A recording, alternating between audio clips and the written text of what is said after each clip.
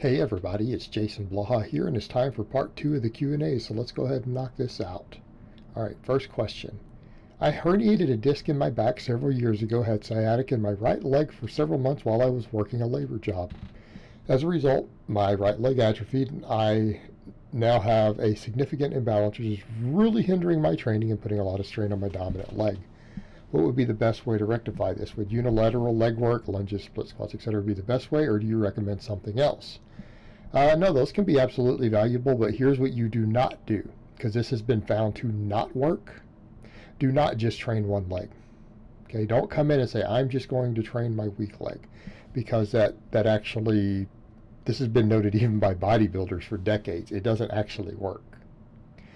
What I would recommend is doing them as supplemental lifts. You need to learn to get wider on your squatting. So when you do box squats, and I'm going to assume you're doing box squats because that's generally what I tell you to do, you need to be getting as wide as possible. Wider stance tends to give more even distribution of the muscles between the two sides. Okay, it's going to give you better distribution of the weight. Okay, it's going to allow for more even development. Then you can do unilateral work using your weak side to lead.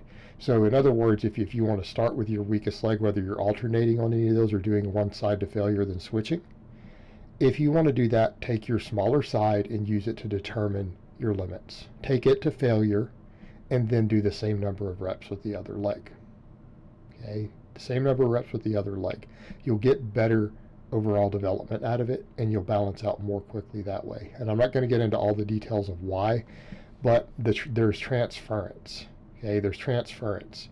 So because you've done the same work on each leg, we know that studies have looked at it when you have an immobilized limb, that training the other side actually causes some stimulus to the other end. It's been found in studies that looked at it for people in casts and things. So by you training both sides evenly, you are giving additional stimulus in theory to that side.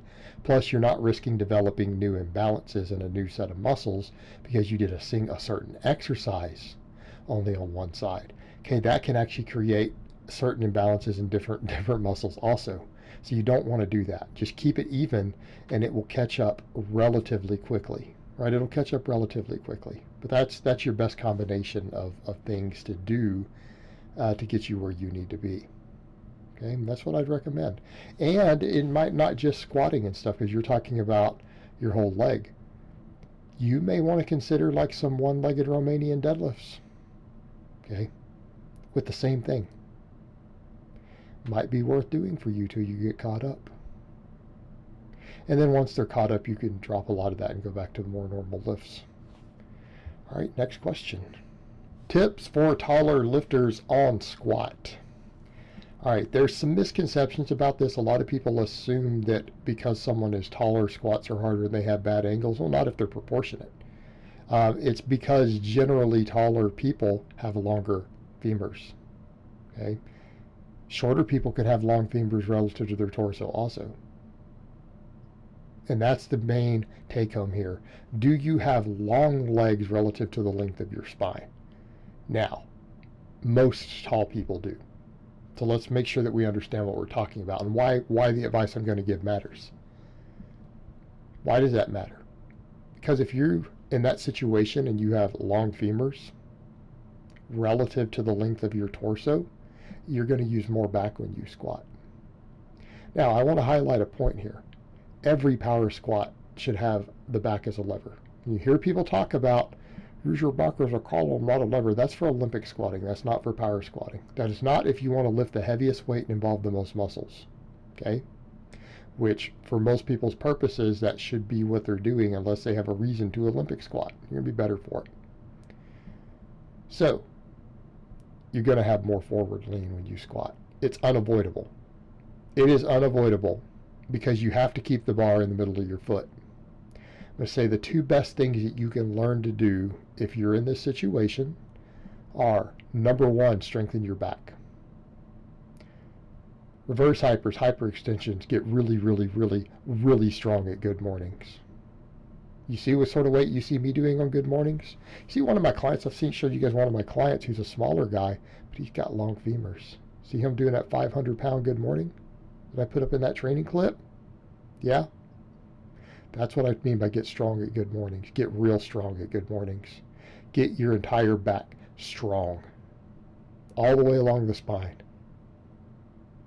Okay, and that it should also include things like hyperextensions, reverse hypers.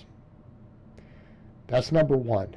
Number two, to minimize your leverage disadvantage, you need to bring your center of gravity further back.